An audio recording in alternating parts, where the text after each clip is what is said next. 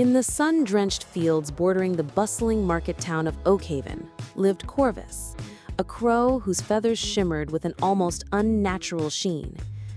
Corvus wasn't just any crow.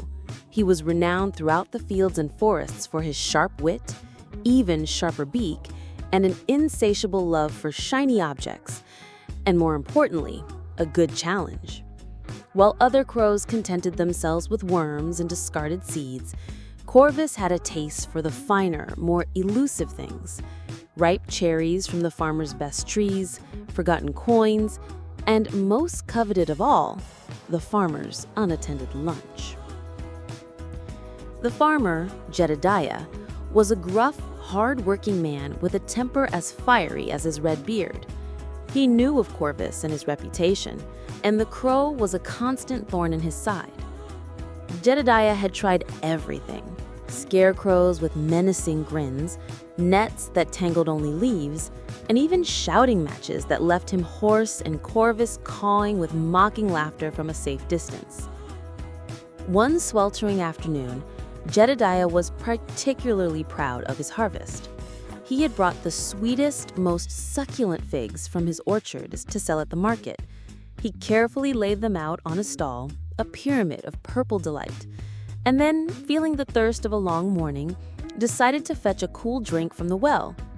"Just for a moment," he muttered to himself. "I'll be right back."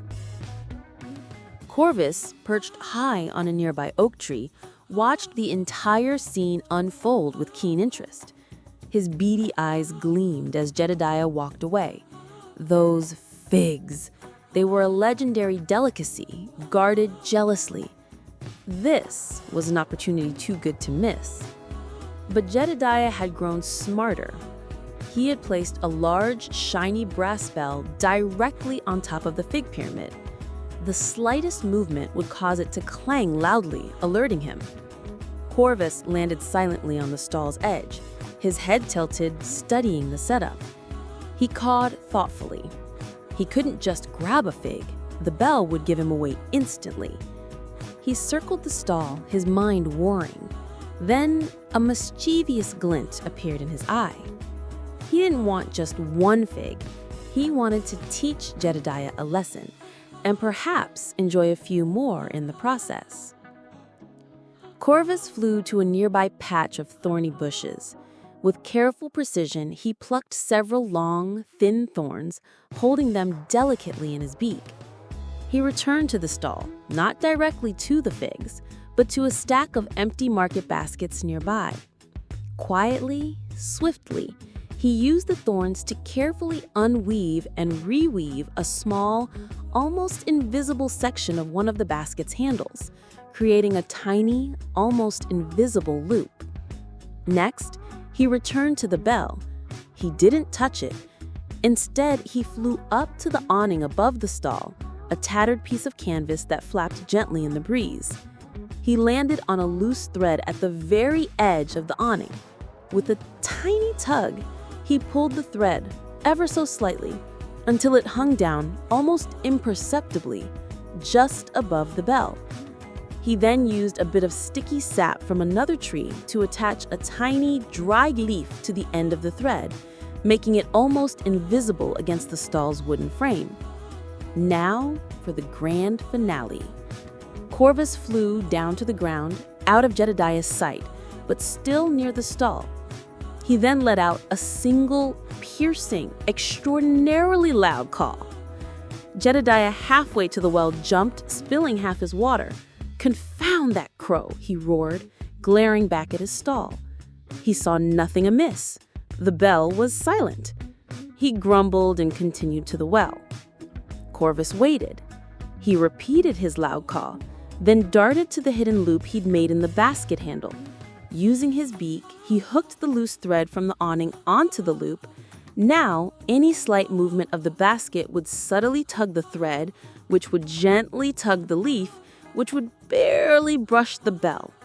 He then initiated his plan. He hopped onto the market stall, not towards the figs, but towards the far end, away from the bell. With a flurry of his wings, he deliberately knocked over a pile of oranges, sending them rolling across the stall and onto the ground with soft thuds. "What in the blazes?" Jedediah shouted, rushing back. He saw the scattered oranges and his face purpled with rage. He looked directly at the bell. It was still perfectly still. "That blasted crow," he muttered, bending to pick up the oranges. As Jedediah bent down, his foot accidentally brushed the basket with the modified handle. The tiny loop tightened, tugging the thread, nudging the leaf, and ting! A barely audible chime from the bell. Jedediah froze.